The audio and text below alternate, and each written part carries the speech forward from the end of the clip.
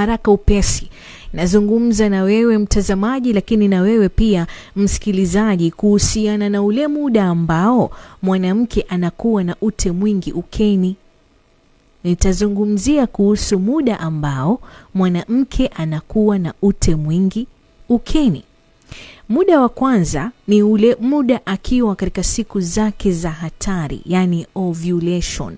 Ovulation ni kati ya siku ya 12 mpaka ya 16 ya mzunguko wa hedhi, kutokana na ule uwepo wa homoni nyingi ya estrogen. Sawa Uke huwa unakuaga na ute mwingi sana, yani hapa kuna full utelezi. Sawa Muda wa pili ni wakati mwanamke anapokuwa na ujauzito. Kipindi cha ujauzito, msikilizaji, uke huo unakuaga wa moto sana sana. Alafu kwenye kupata utelezi ndio usiseme, kwa sababu utelezi ni wa kutosha. Sasa ninakustikia maana na wanihurumisha sana wewe mwanamume ambaye kila mwanamke anapokuwa na ujauzito, especially anapofika kwenye mwezi wa 7, unasema wacha ni mimba ya kwanza, wacha aende akajifungulie kwao. Hivi kweli wewe unajua utamu wa mwanamke anapokuwa na ujauzito? Mnapokuwa kule chumbani kwenye faragha, kwenye 6 bidini, trust you me, kama kuna kipindi mwanamume huwa anafurahia tendo, ni wakati mke wake ama mwanamke wake anapokuwa na ujauzito, kwa sababu kuna joto jingi sana, alafu utelezi umeongezwa. Sawa Kwa hivyo wewe mwanamume ambaye unahofia kwamba siwezi mimi kulala na mwanamke wangu kwa sababu ana ujauzito, mchawi mkubwa sana, kwa sababu ni kutoe hofu na wasiwasi. Mtoto ana nyumba yake na wewe una sehemu yako. Sawa Yani wewe endelea kula raha na mke wako wakati wa ujauzito, inshallah mpaka anapelekwa leba. Utakuwa unamsaidia sana sana, tena sana. Sio wewe akifika miezi 7 unampeleka kwao, unamweka katika hatari wakati wa kujifungua. Kwa hivyo huu ndio muda halisi wakati anapozidi ute ukeni, especially anapokuwa na ujauzito. Lakini muda mwingine ni ule wakati anapochezewa sana. Kwa kawaida mwanamke yeyote akichezewa vizuri na kwa muda mrefu, uke huwa unaloa zaidi. Sawa Na hapa unahitajika uwe mstahimilivu, uwe mvumilivu, kwa sababu hisia za mwanamke huwa ziko mbali. Ni lazima useme nazo, ni lazima uzungumze nazo, ni lazima uziite.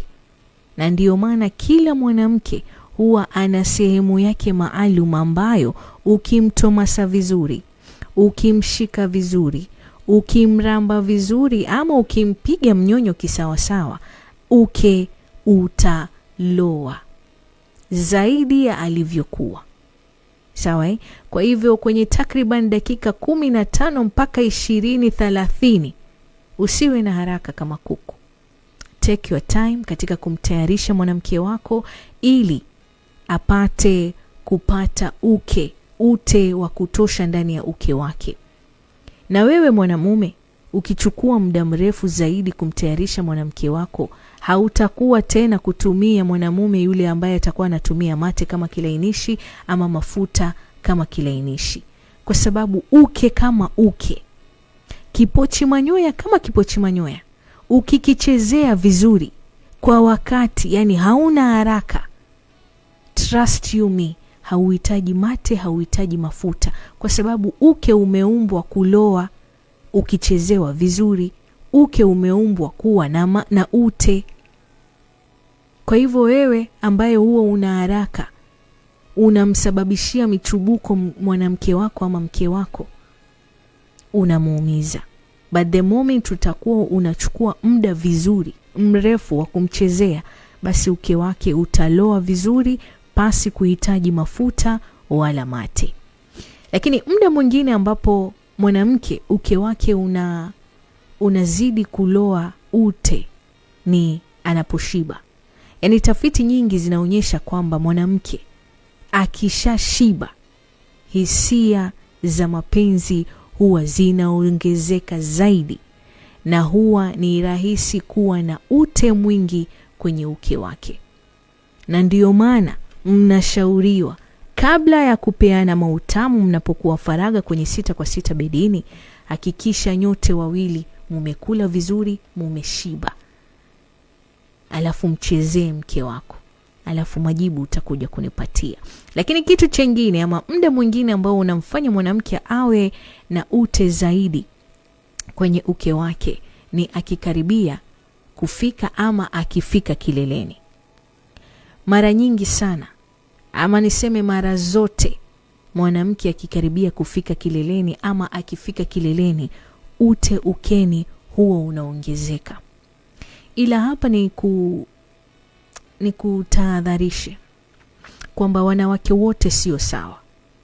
Kuna wanawake aina 3 ambao wote wanafika kileleni, lakini dalili wanazozitoa ni tofauti. Kuna huyu ambaye akikaribia kufika kileleni ama akifika kileleni uke wake unazidi kuloa ute, ni dalili tosha kukuonyesha kwamba tendo lilomfanyia amelipenda, ameridhika. Lakini kuna yule ambaye kufika kwake kileleni anatoa maziwa ya mtindi, anatoa maziwa meupe hivi. Hiyo ni ishara nyingine ambayo inakuashiria kwamba mwanamke wako ama mke wako kafika kileleni. Lakini kuna yule ambaye anafika kileleni kwa kutoa maji. Maji haya sio mikojo, kwa sababu haya maji yanayotolewa wakati mwanamke anapofika kileleni hayana harufu, hayana ladha, wala hayana rangi. Tofauti na mikojo halisi. Mikojo ina harufu, mikojo ina rangi, na hata ukionja utasikia testi fulani hivi. Lakini haya ni meupe, hayana ladha, hayana harufu. Ni dalili tosha kukuonyesha kwamba mwanamke wako amefika kileleni. Kwa hivyo zingatia sana kabla hamujaanza kupeana utamu mnapokuwa faraga kwenye 6 kwa 6 bedini, una mwanamke wa aina gani? Una mwanamke wa kwamba uke wake unaloa, una mwanamke kwamba anatoa maziwa ya mtindi ama anatoa maji? Ila zingatia sana kwenye kumtoa maji mkeo. Muda mwingine ni ule muda akipata hisia za mapenzi. Mwanamke akipata hisia za mapenzi, kuta zake za uke huwa zinazalisha ute mwingi na wa kutosha. Na cha kushangaza ama cha kustaajabisha ni kwamba hili jambo linaweza kutokea ndani ya sekunde, bora tu apate hisia kali za mapenzi, alafu apate hizo hisia kutoka kwa mtu anayempenda. Within seconds ute tayari umejaa kwenye uke wake. Na ndio maana huwa nasema unapochukua muda mwingi sana kumtayarisha mwanamke wako ama mke wako, itakuwa bora zaidi.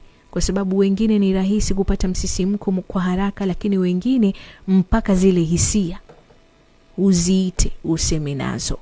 Sawa? Kwa hivyo hii ndio mida ambayo mwanamke huwa anapata ute mwingi sana kwenye uke wake.